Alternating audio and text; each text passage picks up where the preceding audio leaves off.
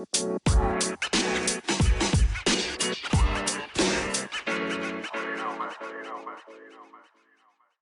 is Societal Deconstruction Podcast, or SDP. Tonight's episode is number 16, Living to Die, Destigmatizing Death in the Modern World. We're going to talk about death a little bit. My name is Boat, and my two guests here are Bryce and Hunter. Hey guys, how you doing tonight? Bryce, how's it going? Good. I'm glad to be back, and I'm ready to talk about death and the macabre. Yes, the macabre. And the macabre. Macabre. And the maudlin.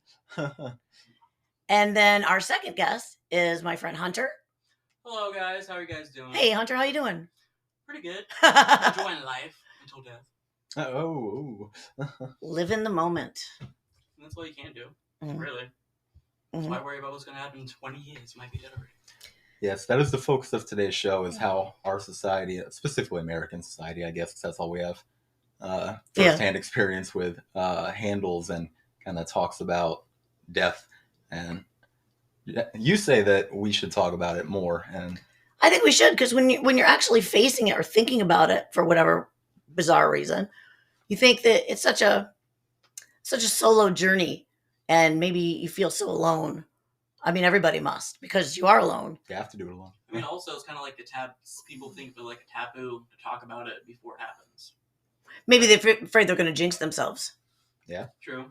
But I think if it was talked about more, people wouldn't be so afraid. Maybe people would not know what was going to happen, but at least have an idea of what might happen. Or willingness to just accept it, because it's going to happen.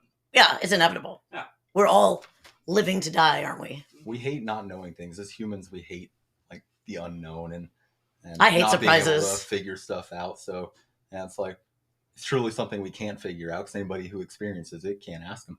And I'm like a problem solver type of person too. So it's like, I want to know. I want to have it figured out. I want to be able to tell other people to chill them out. I want to know to chill myself out. And it's just that it's the element of surprise, the not knowing, I think. Do you think the worst part of death is the not knowing, or not being here, or being afraid of the actual process?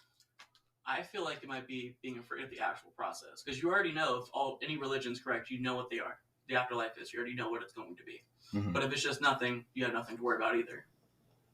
But True. Then if you don't know anything, you don't know what the process is going to be before you even die, then that's even more startling than what's going to come afterwards. So basically, you have three options. You're going to go to a good place, a terrible place, or nothing will happen. Yeah, or a neutral purgatory kind of. Well, I mean, purgatory. Or what if you just go to even fade to close- black? Like it fades to black and it's nothing. I kind of feel like it's going to be like when you were in your mother's womb, you were nothingness, you were just there. You didn't really have any feeling at all. You didn't know anything. You were basically not alive. And then when you die, it's going to be the same thing. Nothingness, So emptiness. the soul. When do you think the soul enters the body? Do you think it's in the womb, or do you think it's at the first breath? I think it's when you pop out. Yeah. At the first breath. Yeah. Mm-hmm. I think that too. It's the only thing I can imagine, because you don't... Once you're severed from your mother, and you're like Once they cut the umbilical cord. Yeah. I read something a couple months ago, and it said the soul chooses a body and comes with a purpose. Something like that. I don't have it. That's not correct. That's optimistic. Close. A soul? That's another thing about the afterlife. There are so many different versions of what the end could be, and some of them are really awesome, and some of them are really terrifying. Terrifying for sure. Yeah. It's like the soul's just in a capsule. The soul enters a body Flesh suit. Yeah. Or and vessel. comes with a purpose. Something like that. So then when you die, when do you think the soul exits your body, or does it? I think if it enters it at birth, I think it would exit it at death. I mean, that would make sense. And not just sit there for eternity. Like my grandma passed away a couple months ago. Shout out to Grandma Sue. We miss you dearly. And I was thinking about it, like when she died, what she went through, or what she thought about, or if she knew she was dying, or what it was like when she got there. And so I was doing some research and stuff about the soul and, death and whatever. I don't remember what I looked up, but it said that when they do studies and hook somebody who's dying up to like a machine and have their brain Activity. activity hooked up. I don't know what that kind of machine is called or whatever, but when they actually, right before they pass, it was showing that the part of your brain that stores all your memories was having a bunch of high activity. And they were saying that it could be like when they say your life flashes before your eyes before you die, are you going through all those memories like a video reel right before you die? Do you see almost everything that happened in your life or every memory you have stored up there? Because that would be really cool. That'd be overwhelming. Like a flip book of all however many years you were around. Yeah, like a memory from every year, or like your best memory from every year, or just your best memories in general, because the ones you have actually stored in your brain or, told your brain to remember. I feel like it would just be astonishing. Yeah, no, and then you die, so you can't even comprehend it. But no, maybe it would take the pain away from what's going on with the death if you're seeing all that stuff while you're dying, whatever pain or horrificness there is. Maybe that seeing your life trying to calm you down. Exactly, like you see all that happen in your life instead of what's happening in death. Mm-hmm. That's kind of nice. I mean, if your life does flash before your eyes, it's one way you could look at it. What if your life was terrible? You get the Spotify Wrapped of your life. Yeah, Wrapped. We just watched our Spotify Wrapped on Societal Deconstruction Podcast. Thank you, come Pakistan. To find out, yes. Thank you, Spotify. I mean, if your life was terrible, then you would just relive all the nasty, horrible moments you did to someone or that happened to you. That's hell. Yeah. And then you go straight to hell.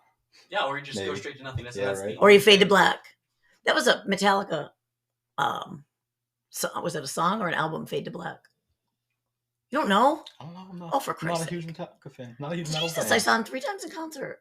Oh my goodness. Fade to Black, I think, was the Black album. So hardcore. I don't know if it was called Fade to Black or if there was a song Fade to Black. I don't know, but I wonder if that's what they were talking about.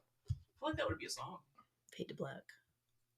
Do you know that the song For Whom the Bell Tolls, Metallica's For Whom the Bell Tolls song from the Ride the Lightning? Yeah, I know the song. I heard it had a story behind it too. But I probably told you because it was probably was based on Hemingway's novel, mm-hmm. For Whom the Bell Tolls. Mm-hmm. And it wasn't about the main character or anything. It was about in the Spanish Civil War. There were, I think, 3 or 4 men on a hillside that were going to die. And it was, some of the lyrics talk about right before you die, like, look up to the sky because it's the last time you will, or something, something like that. And so it's about them all getting annihilated by, I think it's helicopter fire. Not in the Spanish Civil War. No? No, definitely not. Why? Because that was like in 1910s. Yeah, but the Hemingway book is based on that lore. Oh, I see what you're saying. Yeah, right, and the song is based on the story from the Hemingway novel. I don't know if it's a true story. I don't think so. I think Hemingway made most of his books up. I mean, if he did a great job. It's pretty good. Hemingway's a baller, man. I want to have an episode about Hemingway. Oh, I'd be down to do that. I wrote a blog about him. He's a super interesting dude. He did so much in his life, and while he did all this shit in his life, he wrote like 30 novels. Like, they must have just wrote him while he was flying airplanes and in wars and fishing and in Cuba, and guy did everything. He was at D-Day. He was on the ships, Normandy. Yep. Mm-hmm. And he was a reporter. Too many books. In World War I. So he was over there in World War I. He was over there in World War II. He lived in Paris during a time when there was a whole bunch of like famous people that lived in Paris. Artsy people, and I can't think of any right now, but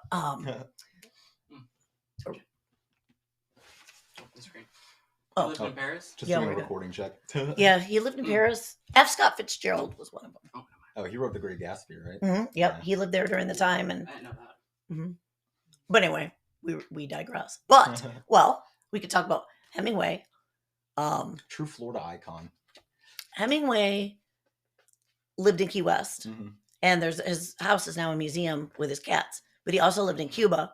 And he also had a house out in Ketchum, Wyoming. And that's where he died in, forgive me because I can't remember all this stuff exactly, but I think it was 1969 or 68. He died to a gunshot in the head from a shotgun that his wife says he was cleaning. Well, I feel like he had a lot of time around guns, right? He was in 2 wars. He was a hunter. He hunted in Africa. He was in 2 plane crashes in Africa, by the way. That's true. He was a big game hunter. It's a very Courtney Love-esque story. So wouldn't you think he would know his way around guns and he wouldn't shoot himself while cleaning one? Yeah. So the question out there is, did he commit suicide? Was it an accident? Or did his wife shoot him? because she was there. She's the only one that was there with him. I feel like his wife would shoot him because throughout all those years of experience with the guns, he knows the safety of them. Right. He has to know if he's cleaning it, and I guarantee he can take that gun apart too. Exactly. Did they have problems? Potentially. Ooh. He was a tortured soul. Yeah, he was a drunk and a tortured soul. Maybe he beat her. I mean, it's also back in the day a little bit. When that was more acceptable. Yeah, almost everyone beat their wives a little bit. Mm-hmm. Yeah. Well, especially like when the guys came home from World War II, I feel like seeing all their friends get blown up, you're a little edgy. You're a little yeah, they all drank and beat their wives. I mean, that's what they did back norm. then. Yeah. Yep. They went to work all day, hated their lives, came home and beat their wives and got drunk. Had some alcohol, beat their wives, and then had dinner. Because back then there was no programs for vets, really. Not back in World War II. You were just supposed to suck it up, pull up your bootstraps, and go fight a war. Yeah, don't think about all the blood and gore. And you know, it was Veterans Day just a couple weeks ago, and every Veterans Day I always think deeply about those guys, especially the World War II guys.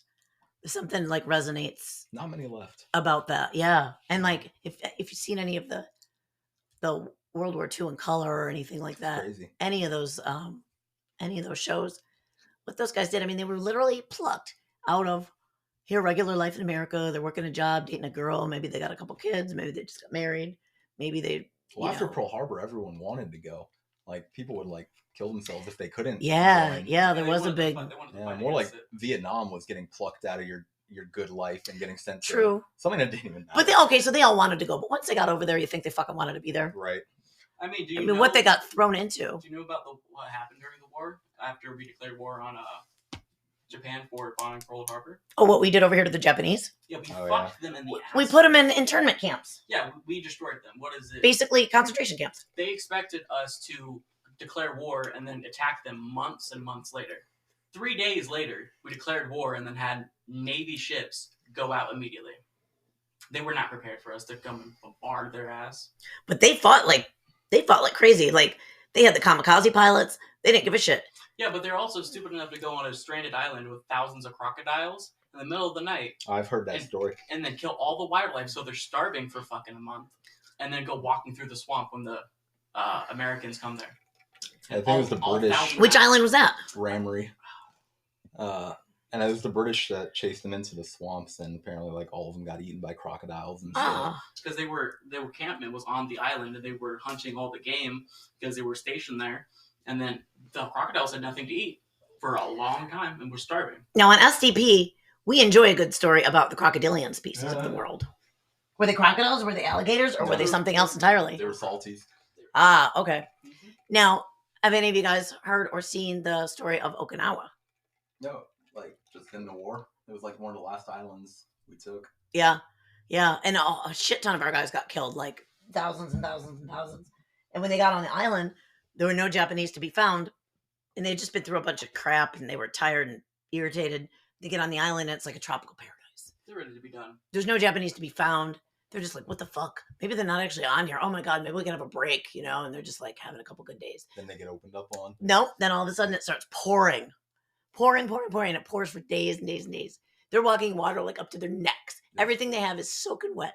Nothing is dry. It's miserable. Oh, fuck that. Yeah, right. Fuck that. So then they go a little farther into the island and they can finally get dried out. And, wouldn't you just be over it at that point? Mosquitoes and shit. Jesus Christ. Well, then they realize the island has several hills. And as they start to go, they're like, okay, we just have to cross these hills and then claim the island at the end of it after they get through the whole island. I don't know how that works. But as they're going along, they go through these hills, they find out that the Japanese apparently have all these bunkers drilled into these hills, and 1 million Japanese are hiding in all these hills. So then they have to kill all these Japanese before they can take the island. And the Japanese knew what was up. They've already been there, so they knew the lay of the land and everything. These guys are just walking blindly into the shit. So a bunch of our guys got killed at the beginning, and then somehow we took them over. Somehow they just kept going, and better supplies, better support. Got them all somehow. And then Well, we were also fighting with anger. Yeah, sure. Straight anger. They probably were too, though. Yeah, no, the Japanese were pretty fanatic, but we were pissed off, and we had better everything. We had better guns. Mm-hmm. Yeah, we had a better military back then too. Yeah. So towards the end of it, their leaders, can't remember their names, but a couple of the Japanese guys, they go up to the very top of the biggest hill and they commit harikari. Mm-hmm. Do you know what that is? I know what seppuku is, but Same thing. oh, just killing yourself in a crazy way. No, it's like taking their sword and like cutting like under their breast and around and down and around like a big C in their stomach, so all their guts come pouring out. Owie. Ow. What a way to It's go. supposed to hurt. Oh shit. Yeah, Because they weren't good enough. They would rather, instead of losing, they would rather die in battle than lose. Mm-hmm. Right? They would have a more oh, so this is interesting. This goes with our episode. They would have a more what would you call it? A more favorable afterlife, or more yeah, like a more morals for their own like battles. a more distinguished death, but that's not the correct word. Like I mean, kind of like Vikings. Like if you didn't die in a battle, you were kind of a pussy. Right. Like you would be, your legacy would be dishonored. right, more favorably looked on if you died in battle than just being a loser. Yeah. There was one story of a kamikaze pilot who was rejected, or he wasn't a kamikaze pilot. He applied to be one, and he was rejected because he had a wife and 2 kids. And so the wife drowned the kids and killed herself so he could be a pilot.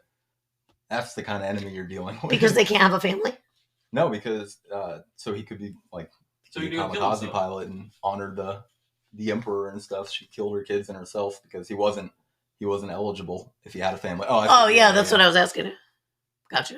That's ridiculous. That's dark. That's ridiculous. That is crazy. What about in Japan, the forest, the suicide forest? I think Japanese love death. They love committing suicide. But I feel like the forest is just there because it's a shame and dishonor to your entire bloodline. If you do it a normal way, that's painless. So they go into secluded fucking forest. Where they normally won't be found. So suicide isn't looked on favorably? Not at all. That's why you do harikari. Only in battle. Mm-hmm. I see. It's harikari, and what was the other word? Would you seppuku? Seppuku, yep. Basically the same thing. Harikari is the act. I did a suicide episode on here, and I researched it. Harikari is the act of cutting yourself open, and seppuku is the whole friggin' thing of it. Oh, okay. Kind of, if that makes sense. Yeah. The whole like story behind it, and the whole, everything that happens. It's still ridiculous to think about. That's how they end up committing suicide in battle. But could you imagine actually taking a sword and inserting it into your abdomen and then cutting all around while your guts fell out? Yes and no. Like if you know the enemy is going to do worse, I'd rather just be shot. Yeah, right. Grenade. I guarantee someone bayoneted a motherfucker just to let him bleed out and then do it multiple times. Ooh. I wonder if any of them got bayoneted up the ass. Probably. Gaddafi did. Probably. They fucked Gaddafi with a bayonet. And he loved it. They did? Yeah. What do you think they did to Saddam? When the SEALs found him. You mean Osama? Saddam went to prison, I think. Oh, yeah, you're right. Bin Laden, when the SEAls found Bin Laden. Unless he's still alive. I think we got him. I think we got him too. I kind of just feel like we threw a bomb in that motherfucker and then stood outside with machine guns. I think they went in there and tortured his ass. But I've heard so many I'm sure they are SEALs, but I've heard so many guys tell stories about being on the mission, and I've just heard a lot of stories. Mm-hmm. And then there's always chatter about, is he actually dead, or is he part of the Illuminati, or he was in the CIA. Is he? He was in the 80s, I think. Who, Bin Laden? Yeah. Our CIA? Mm-hmm. How the fuck? What? Yeah, makes you think, huh? Everything is always fuckery with the CIA. No kidding. Yeah, they funded the goddamn Contras. They started the crack epidemic. We could get into. They killed Kennedy. Scandals. They killed Kennedy. They did. Now they've had Bin Laden was a member of the CIA. Mm-hmm. They're also the ones that are the ones who activate the nuclear warheads for wartime. Oh, Perfect. Really? I didn't know that. Perfect. That shouldn't be allowed. Right. We had to do when I was a kid in school. We had to do nuclear war drills. Yeah. Mm-hmm. Did you guys? No. It was the Cold War when I was in school. Exactly. I mean, Reagan was president. We had a drill for fucking everything. You probably drilled for school shooters. Mm-hmm. Well, yes, too. Oh no, that was before my time. We didn't have school shooters. We had school shooters. Oh, you had real ones? Oh yeah. You didn't even have to have a drill. No, in elementary school, there was literally a shooter across the school that was just walking around the school with his gun out. Holy shit. Mm-hmm. What school was that? My elementary. Which one? You don't have to say if you don't want to, but... Oh, you don't have to say, but... Yeah, it's just the only elementary. Oh, okay. There's like 15 of them. There. The one with the name of the city. Oh, the old one. The oldest. Oh, okay. There was like 15 of them Yeah, now. that was like high school, middle school, now it's an elementary. I'm like, what the fuck? Okay, now it's a brand new freaking. No, now it's still the elementary school. That was the middle school they tore down. Oh, is the one across the street? Mm-hmm. Ah. The middle school. That's a private one. No. No, I think it's public. No. But regardless. You got to get a lottery. You got to win a lottery to get your kid in there. Bullshit. So what happened? Did he shoot anybody or anything? He shot someone across the street and then just walked around the school premises outside of the gates with his gun out. And then every kid was literally screamed at over the intercoms to get into the closest building. Creepy. Mm-hmm. We never had It was startling. We never had anything really that scary. We had the Cold War scared me because you ever watch that music video by Genesis? Oh God. Oh, somebody help me. Billy Joel? No, but I gotta pull it up. Just Billy. bear with me because these two kids are too young. She didn't give us much to go on. No, it's a Genesis song, and the video was like a parody of Ronald Reagan, and I think it was almost like a cartoon, or it was fake people dressed up as like Reagan and Nancy, and him like being all fucked up, and how he's got the button right next to his bed, and he's gonna hit the button at any time, and how you're at the mercy of like this bullshit. Yeah, I mean, which is I've true. not watched many Genesis music videos, right? But I gotta see what that was. It's called. Oh. All right, talk while I think. No, the Cold War was terrifying, especially in Florida with the missile crisis. Fuck that. It's because Florida's somehow always the number one state to get bombed. Well, really? Because for some fucking reason. So right next to Cuba. And all it's Disney. They want to kill all the kids and happy people. Yep. You mean the capitalism happening in Disney? We did make an episode about that. Our very first episode. Yay! Our very first episode was called Living in the Shadow of Disney World with myself and Bryce. Look at this dog. Yeah, you are the cutest thing I've ever seen. I mean, Ava is our mascot. I mean, since Disney covers over 3 fucking cities. Land of Confusion, it was called. Does any of you guys remember? Okay. See? Do we remember? No. That's Phil Collins. Those are the other guys. Let me play a snippet of it because we're gonna get copyrighted. Yeah, we're gonna get copyrighted. But the lyrics: I must have dreamed 1,000 dreams, been haunted by a million screams, but I can hear the marching feet. They're moving into the street. Like propaganda? Now, did you read the news today? They say the danger's gone away, but I can see the fire's still alight. They're burning into the night. There's too many men, too many people, making too many problems, and not much love to go around. Can't you see this is a land of confusion? Yep. Generals gathered in their masters. Oh, yes. It's my favorite artist ever. I love Ozzy. He's so crazy. Literally. Crazy Train. Yeah, and he says it was a toy bat. No. He says he thought it was a toy bat. Yeah. I don't know. No, he didn't. This is pretty good too. Oh, Superman, where are you now? When everything's gone wrong somehow, the men of steel, the men of power, are losing control by the hour. This is a time. This is a place. So we look to the future, but there's not much love to go around. Tell me why this is a land of confusion. Man said, "Superman, help!" And at the end of it, it's got Reagan like going to push the nuclear button. When was this? And as a kid, it scared me. Yeah, what year was this? It was. I can't believe the Cold War didn't go nuclear. I can't believe it didn't happen yet. Like no shit. We were scared to death. Everyone was threatening it. With an asshole hair away from doing it. 1986. 86.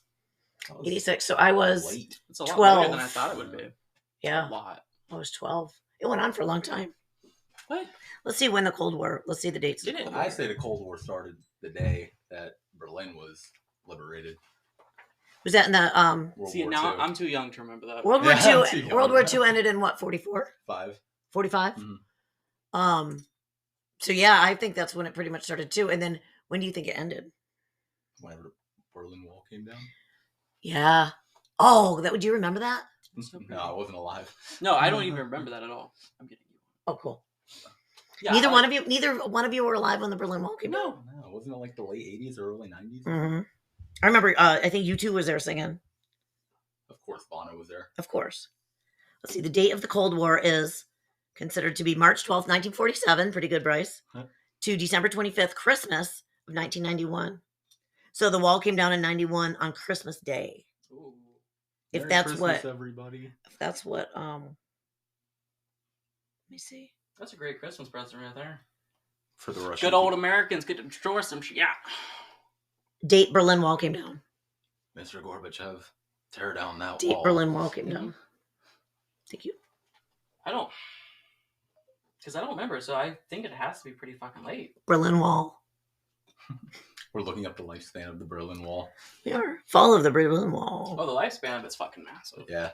I know that until we, Yeah. Kool-Aid Man through it. Okay, the fall of the Berlin Wall is on November 1989. Oh, wow. And they say the Cold War ended in 91 on Christmas Day. Why Christmas Day? They must have signed something. Yeah. That's weird that it went on for 2 more years after Mr. Gorbachev tear down that wall. I feel like that's a good day to do it, though. Yeah. You know? The Christmas truce in World War I and shit. Mm-hmm. It's an even happier clause than Christmas. Or maybe we had the wrong information or something. Because here, this is Wikipedia. That's pretty good, right? I trust it. It says the fall of the Berlin Wall on November 9th, 1989, during the Peaceful Revolution, was a pivotal event in world history, which marked the destruction of the Berlin Wall and the figurative Iron Curtain.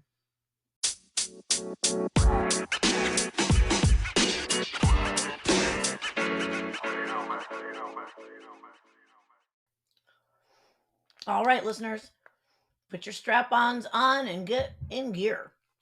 This is Societal Deconstruction Podcast, or SDP, if you can't say all that.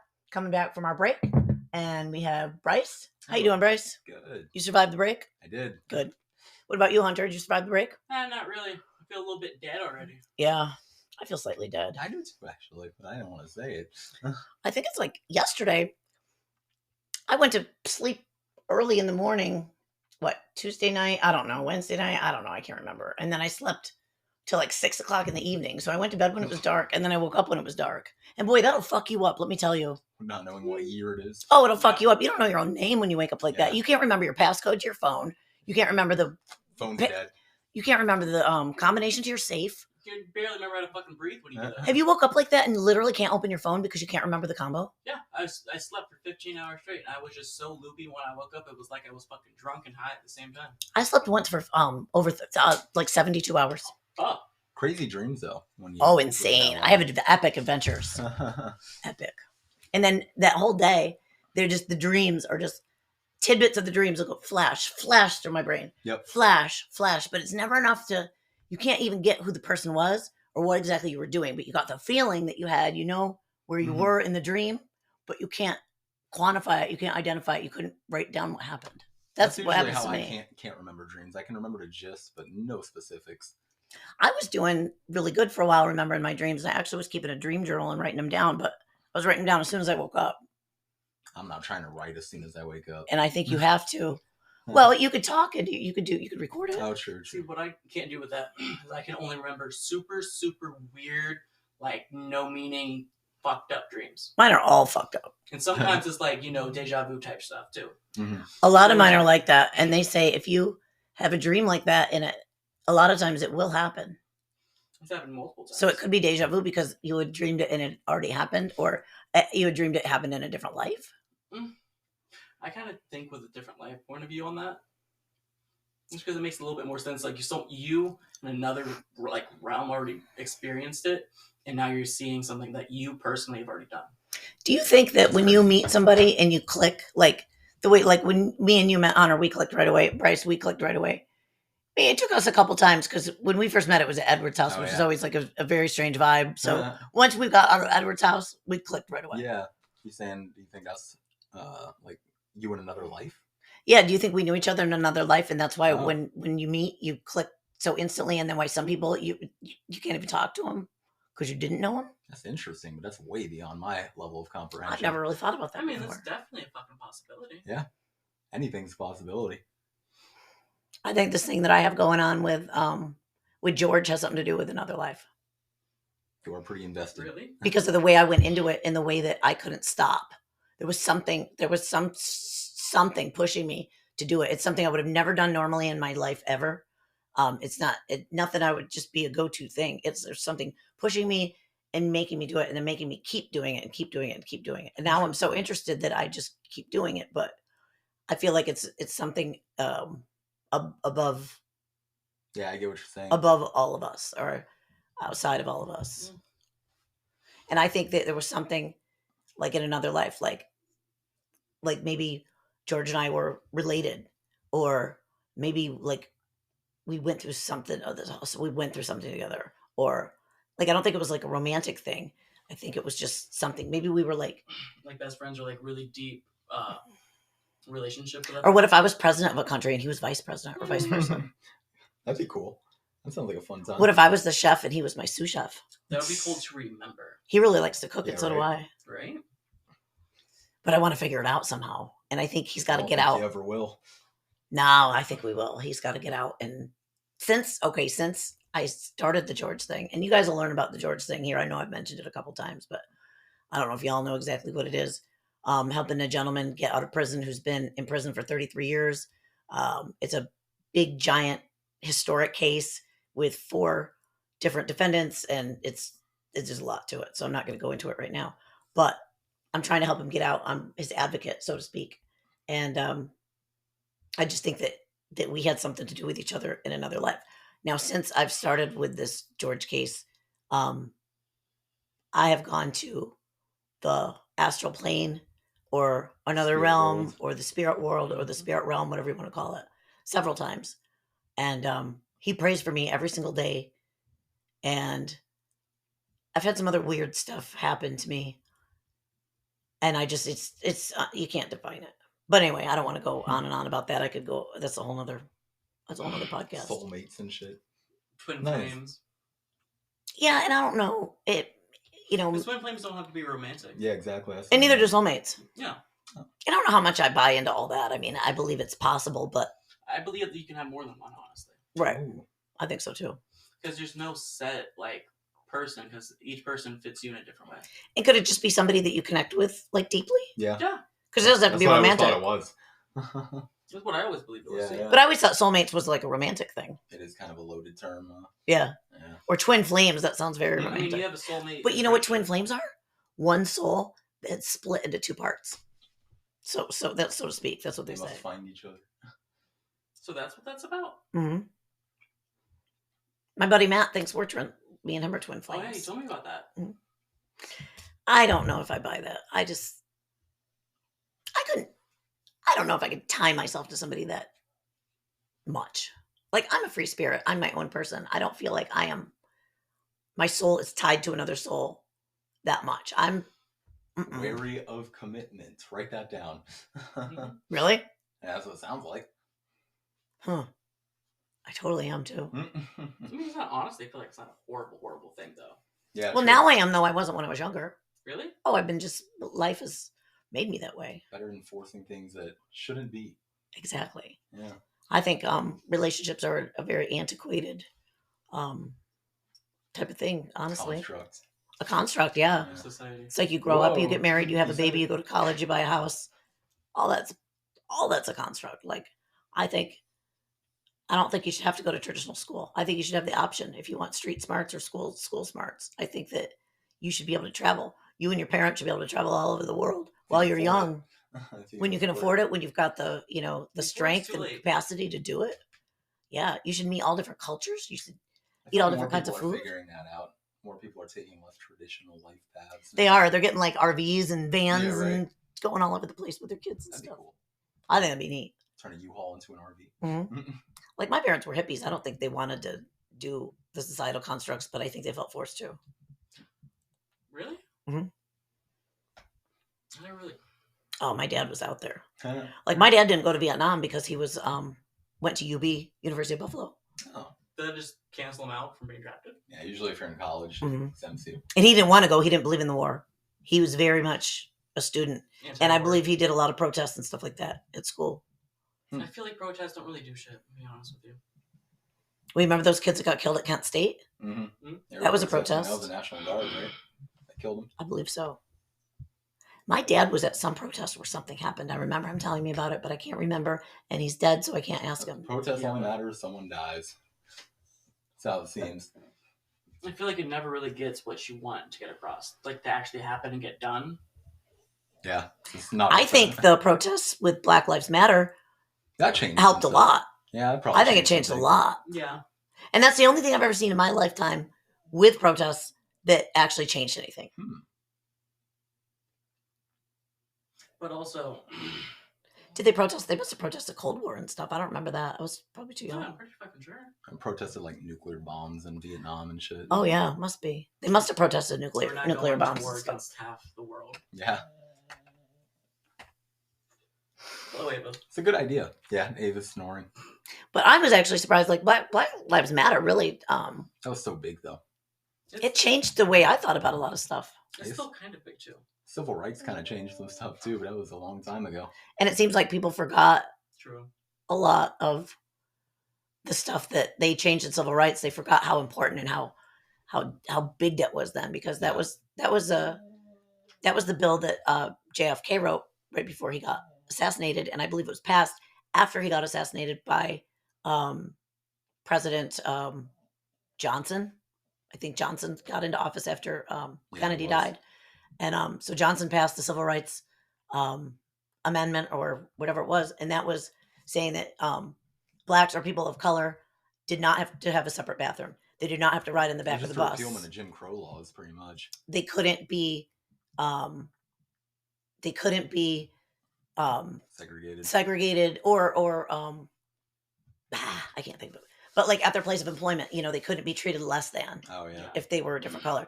And in school, and that's when they desegregated the schools. After that? That was part of the bill. They desegregated all the schools. And what year would that? Kennedy was assassinated in what? 69? Was it? I thought it was earlier. I thought it was like 62. 69. No, it was late 60s. Oh, look it up, Hunter. No, maybe I'm wrong. It was the early 60s. Yeah, I think it was like 62 or 63. So yeah, that was early in the 60s. And I wonder what else it had to do with. But what's really interesting? 63. Oh, I was right. Yes. Sorry. Yeah. I like to be right. I don't know if anybody knows that. I found out a long time ago. But I was actually dating this guy for a while that was black, and we were sitting around watching TV one night, and this documentary came on. It was all about the Civil Rights Amendment, and that's why I know what I know about it, because I watched this whole thing with him, and he's the first black guy I'd ever dated, and watching it with him was very powerful. Like I was watching it kind of through his eyes in a way, and it would just change the way I looked at everything. Not that I looked at things the wrong way or bad. I wasn't racist or anything before, obviously. No, just open your mind. It really, really opened my mind. It was probably a really good thing to happen to me. I don't think he even realized what was going through my head. I don't think I even really told him, because I think afterwards we just fell asleep. So you kind of got to see it from a different point of view. Mm-hmm. I also put on a Led Zeppelin video, and he didn't know who they were. And it's not just because he was black. He was young. He was a lot younger than me. Still, when was this? Like how long ago? 2022, January, February of 2022. Oh, that recently. Oh, yeah. To say not it was what I was less thinking. than 2010, he should have fucking known. Oh, man, that's funny. He should have known. Yeah, I thought it was okay. But I was laughing. to myself. But yeah, he was like 17 years younger than me. So I was robbing the cradle a little bit. Dang. Fucking cougar. They're all 32. All the ones I meet are 32. Just go find an 18-year-old. No. Yeah. Why no, not? I would not want to do under 30. They're pretty dumb. Yeah, I wouldn't want to do under 30. We'd have nothing in common whatsoever. She says as we're all under 30 hanging out. You're right. And we're good friends.